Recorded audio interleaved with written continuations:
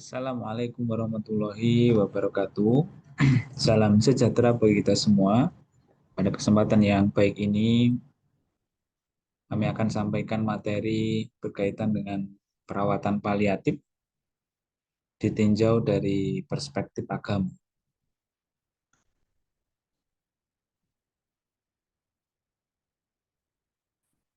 Baik, seperti yang kita ketahui bersama bahwa dalam konteks keperawatan, gitu ya, kita mengenal adanya istilah spiritual atau spiritualitas atau kebutuhan spiritual, ya. Dan tentunya spiritual itu atau spiritualitas itu tidak lepas, tidak jauh berbeda, gitu ya, dengan namanya agama, gitu ya. Nah, kemudian di mana perbedaan antara agama dan spiritualitas atau kesamaan dari agama dan spiritualitas, gitu ya. Kita lihat bahwa spiritualitas itu biasanya diartikan, didefinisikan, gitu ya, sebagai satu aspek dari manusia yang merujuk pada cara seseorang mencari dan mengekspresikan makna, tujuan, serta maksud, dan cara pengalaman mereka yang saling berhubungan pada waktu tertentu atau pada saat kejadian tertentu, ya, dikaitkan dengan diri sendiri, orang lain, dan juga lingkungan, termasuk terkait dengan penciptaan alam semesta ini. Kemudian yang berikutnya adalah terkait dengan agama. Ya. Nanti agama itu apa? Agama itu adalah suatu manifestasi dari perilaku, dari keyakinan atau nilai sosial yang saling berhubungan dan dipersatukan oleh suatu keyakinan atau keimanan. Ada juga yang mengartikan bahwa agama itu adalah suatu eh, keyakinan gitu ya, yang di situ mengatur bagaimana menjalankan keyakinannya, bagaimana menjalankan hubungannya antara orang yang meyakini, gitu ya, antara manusia dengan penciptanya, termasuk juga antara manusia dengan sesama pemeluk keyakinan atau sesama orang yang memiliki keyakinan. Itu ada juga yang mengartikan agama seperti itu, ya. Kemudian di dalam keperawatan kita juga mengenal istilah yang namanya distress spiritual, ya, distress spiritual. Ya, ini ada kaitannya dengan perawatan paliatif care, gitu ya, yaitu suatu kondisi ketidakstabilan yang dimaknai dalam suatu siklus kehidupan, ya, biasanya dimanifestasikan dalam bentuk keputusasaan yang sering terjadi pada pasien dengan penyakit kronis, ya, atau mungkin yang sudah stadium lanjut, ya. Dan seringkali kondisi itu juga ditunjukkan dengan menurunnya atau berkurangnya kualitas hidup seseorang, ya. Jadi kualitas hidupnya atau kualitas kesehatannya semakin menurun. Nah, itu adalah disebut dengan distress spiritual. Nah, sebetulnya isu terkait dengan kebutuhan spiritual, gitu ya, atau terkait dengan agama dalam konteks keperawatan, ya, ini menjadi hal yang sangat penting, ya, untuk kita ketahui, ya, untuk kita pahami. Karena manusia itu sejatinya adalah makhluk yang memiliki kebutuhan yang bersifat komprehensif, tidak hanya kebutuhan biologis saja, gitu ya, tapi juga di dalamnya mengandung kebutuhan yang bersifat spiritual, sehingga kebutuhan spiritual pun juga tidak kalah penting, ya, sama halnya dengan kebutuhan biologis.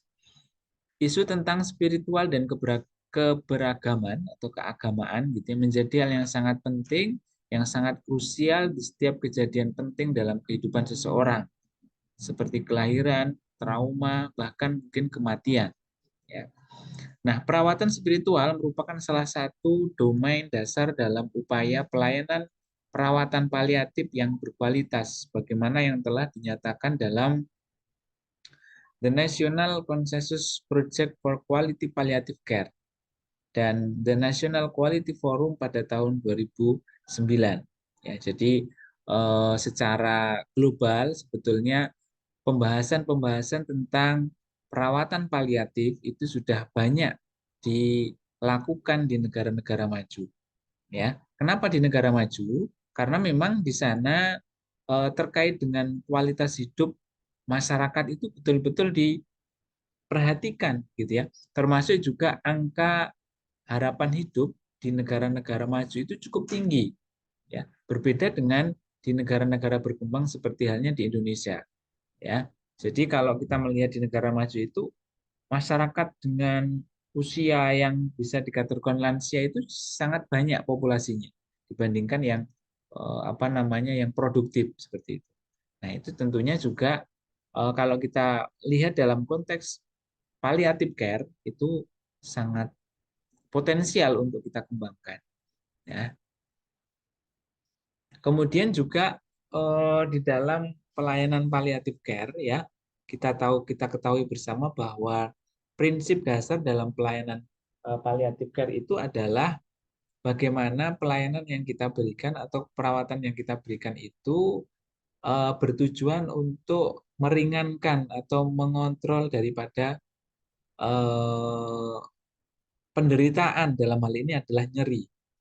Yang seringkali diartikan, dimanifestasikan penderitaan itu dengan nyeri, ya, atau dengan istilah total pain, ya. Total pain itu adalah suatu kondisi yang menggambarkan adanya suatu keadaan distress dari pasien, ya, baik itu yang bersifat spiritual, psikososial maupun fisik. Jadi nyeri itu kalau yang selama ini kita pahami selalu diasumsikan dengan aspek fisik, biologis gitu ya. Sakit fisik nyeri. Tetapi sebetulnya kalau kita berbicara tentang nyeri, ya, kemudian kita kaitkan dengan konsep distress, maka nyeri itu tidak hanya dalam aspek fisik, tetapi juga aspek spiritual dan juga aspek psikososial, ya. Kemudian di dalam keperawatan gitu ya, dalam perawatan paliatif kita juga mengenal apa namanya istilah beberapa istilah terkait dengan yang ada kaitannya dengan kebutuhan spiritual, ya. Di dalam kita memberikan pelayanan perawatan paliatif, ya, berkaitan dengan kebutuhan spiritual, tentunya kebutuhan-kebutuhan yang lain seperti halnya kebutuhan fisik, kemudian psikologi, ya, kemudian sosial ini saling berkaitan, ya, saling berkaitan. Ini contoh misalkan saya ambil dari model biopsikososial spiritual, bahwa ketika seseorang sedang mengalami tekanan secara fisik, gitu ya, anggaplah itu nyeri secara fisik, maka tentu secara spiritual, secara sosial, dan secara emosional atau secara psikologi juga akan berpengaruh seperti itu. Kemudian juga di dalam konteks kebutuhan spiritual atau spiritualitas, kita juga mengenal istilah religiositas, ya. Religiositas didefinisikan, diartikan sebagai perangkat kepercayaan yang merujuk pada aktivitas yang didasarkan atas keyakinan dan keimanan, baik yang dilakukan dengan kasat mata maupun sesuatu yang tidak bisa kita lihat atau yang tak kasat mata, ya. Kemudian dalam religiositas kita mengenal tiga faktor utama, tiga fokus utama. Yang pertama adalah bahwa dalam konteks perawatan paliatif, religiositas itu bisa kita manfaatkan dalam rangka untuk meningkatkan atau mengidentifikasi afiliasi atau apa agama atau keyakinan dari seseorang, ya. Jadi melalui pengkajian atau melalui identifikasi dari religiositas kita bisa mengetahui orang ini memiliki keyakinan apa, orang ini agamanya apa, ya. Itu yang pertama, melalui apa namanya religiositas. Kemudian yang kedua, untuk mengidentifikasi praktek keagamaan atau praktek ibadah. Nah, bahwa dengan kita mengetahui religiositas seseorang, kita bisa tahu bagaimana praktek keagamaan yang dilakukan, yang dikerjakan oleh orang tersebut. Seperti itu, ya. Kemudian yang ketiga adalah melalui religiositas kita akan mengetahui kepercayaan atau keyakinan seseorang terhadap agama yang dianut. Apakah dia meyakini bahwa apa namanya keyakinan atau agama yang dianut itu hanya sekedar sebagai formalitas saja, gitu ya, ataukah memang sudah menjadi bagian daripada kehidupan seseorang, termasuk di dalam dia memaknai kondisi sehat dan sakit, gitu ya. Kalau seseorang memiliki religiusitas yang baik, tentunya tidak bisa dilepaskan yang namanya spiritual, namanya keagamaan dengan kondisi sehat dan sakit. Bahwa orang yang sehat, bahwa orang yang sakit, kita tahu bahwa sehat sakit itu selain memang ada faktor penyebabnya, ya, ada secara dimensi spiritual, dimensi agama, bahwa semuanya ada kehendak gitu ya dari Yang Maha Kuasa, ya. Jadi tidak kemudian ini semuanya didasarkan pada apa namanya didasarkan pada kondisi atau pada situasi yang menyebabkan seseorang menjadi sehat atau sakit, tetapi memang juga semuanya atas kehendak, ya. Kalau kita melakukan sesuatu yang anggaplah perilaku yang negatif kemudian menyebabkan sakit, tetapi kalau itu memang tidak dikehendaki oleh Yang Maha Kuasa, maka juga tidak akan bisa sakit. Begitu juga kondisi sehat. Nah, religiositas bisa melihat itu gitu ya sebagai bagian daripada bagaimana seseorang mempraktekkan agama, ya, dalam konteks kehidupan sehari-hari termasuk dalam praktek kesehatan, ya. Kemudian praktek keberagaman, ya, keberagamaan. Meninggal dengan baik sangat dipengaruhi oleh tingkat kepercayaan seseorang terhadap sesuatu, ya, dalam konteks agama, agama yang kita anut seperti agama Islam gitu ya. Bahwa meninggal yang baik itu dimaknai sebagai kondisi yang husnul khotimah, ya. Nah, husnul khotimah dalam hal ini sangat tergantung bagaimana seseorang itu meyakini, ya, kepercayaan atau agama Islam yang dia yakini kebenarannya, ya. Perawatan spiritual yang baik seharusnya dilakukan secara individual dengan hubungan yang lebih dekat, dan apa yang terfikirkan serta apa yang dirasakan akan menjadi suatu kebenaran. Jadi memang apa namanya perawatan kebutuhan spiritualitas itu lebih kepada hal-hal yang sifatnya apa namanya sifatnya individual sebetulnya, ya. Jadi memang pendekatan-pendekatan yang kita lakukan dalam kita mengkaji, dalam kita memberikan perawatan spiritual itu adalah pendekatan secara individu, gitu ya, karena itu menjadi satu nilai yang diyakini kebenarannya, ya.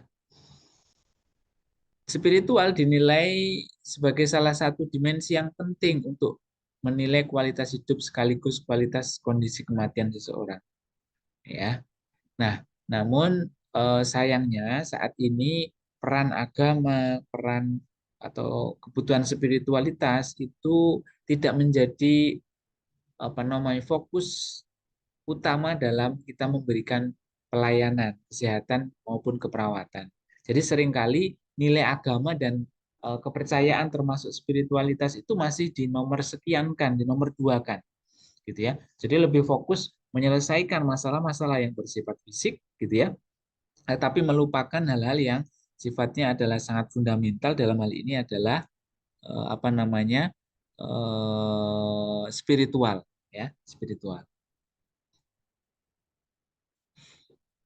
Nah, yang berikutnya dalam konteks apa namanya keperawatan, ya, asuhan keperawatan tentu tidak bisa kita lepas dari pengkajian, ya, atau asesmen terkait dengan kebutuhan spiritual.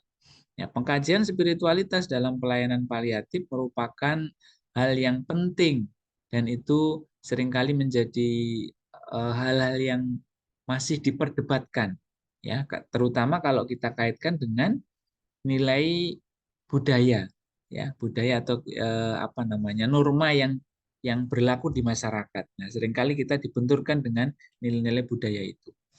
Nah, sehingga ada berbagai instrumen yang mungkin sudah dikembangkan di dalam melakukan pengkajian terkait dengan kebutuhan spiritual, ya, terutama pada pasien dengan palliative care, ya. Misalkan di situ ada instrumen yang disebut dengan the palliative care outcome scale, the existential meaning scale, the functional assessment of chronic illness therapy, spiritual well-being.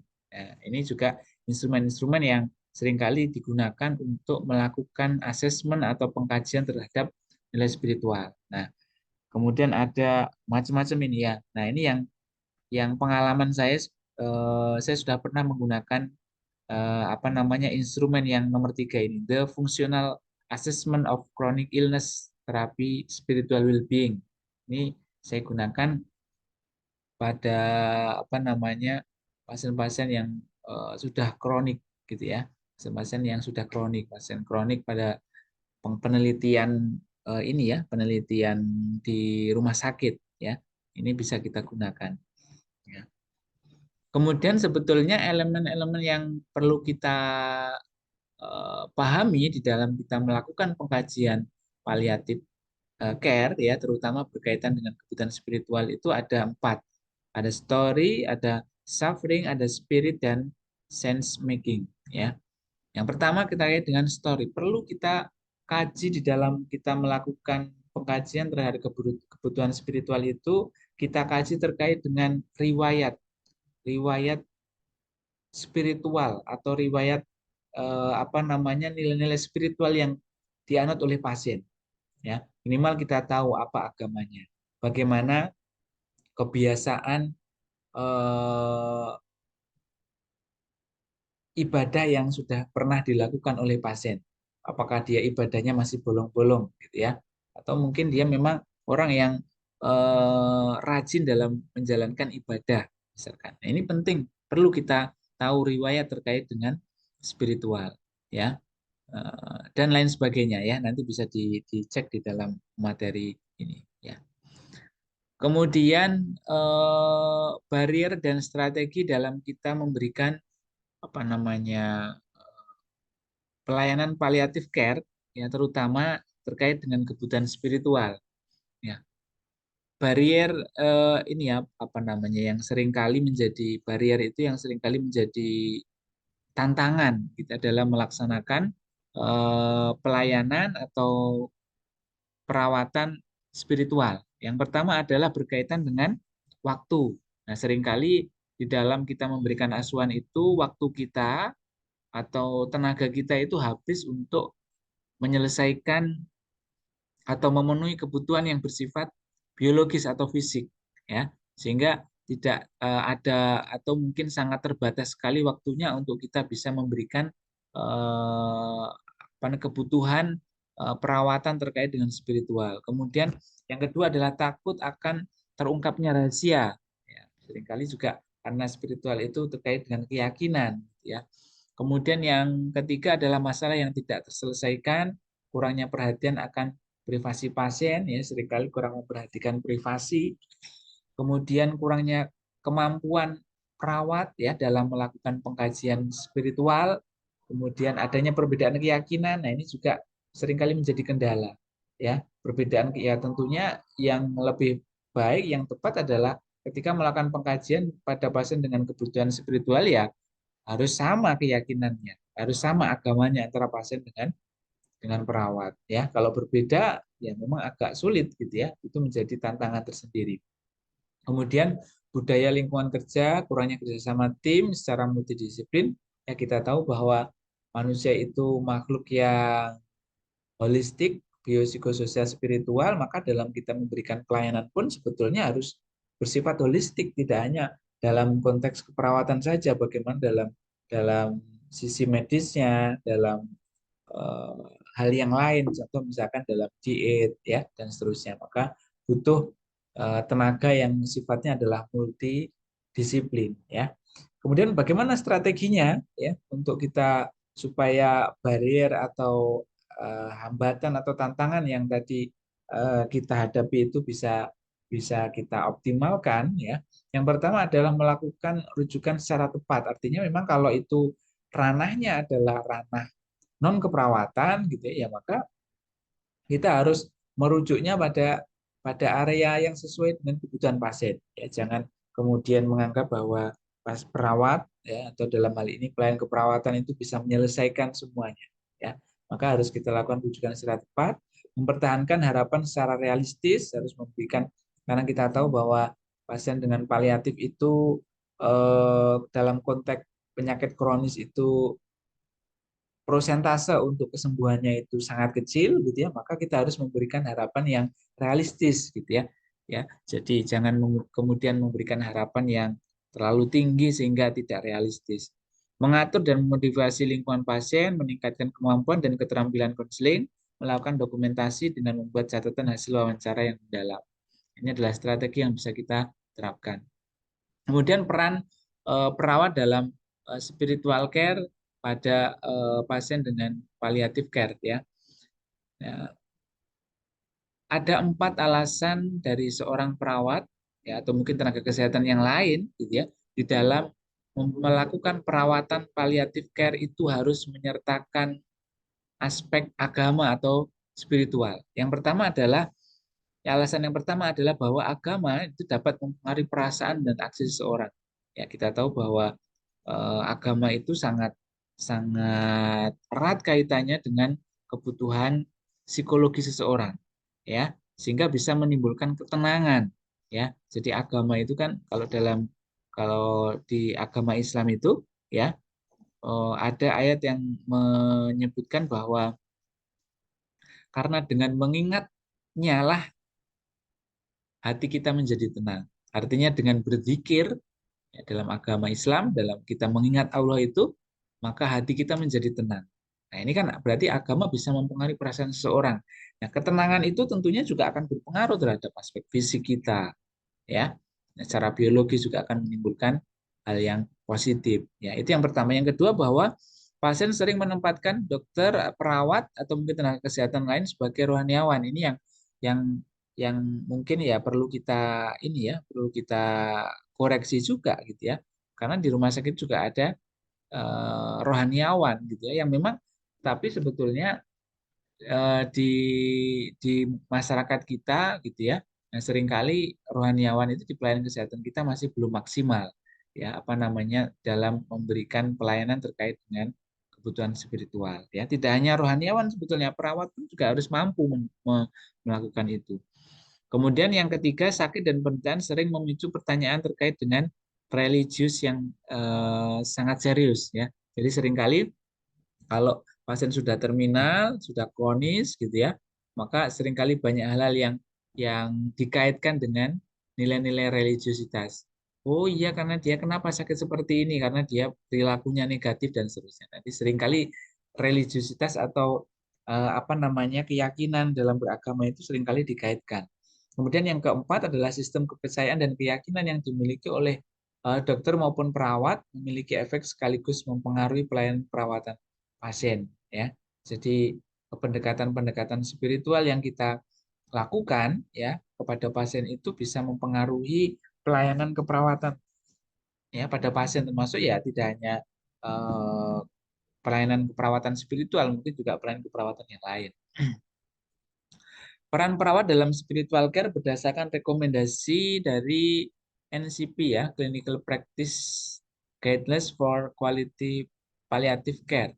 Yang pertama adalah melakukan pengkajian pada pasien termasuk pasien yang memiliki agama dan kepercayaan dengan kategori minoritas. Ya, artinya mungkin kepercayaan yang berbeda. Ya, tetap kita nggak boleh membeda-bedakan kan gitu. Kemudian yang kedua, bekerja sama dengan rohaniawan untuk mengurangi distress spiritual pada pasien, terutama pasien yang merasa terabaikan. Nah, ini apalagi di budaya kita, di kultur kita gitu ya, di kultur orang Indonesia bahwa apa namanya apa istilah orang pintar gitu ya. Apa pendekatan-pendekatan budaya itu sangat sangat kental sekali gitu ya. Maka penting kita dalam melakukan perawatan palliative care dalam memenuhi kebutuhan spiritual itu kita juga harus melibatkan apa namanya orang-orang seperti itu, termasuk ya rohaniawan, ya ustadz dan sebagainya, itu penting untuk kita libatkan.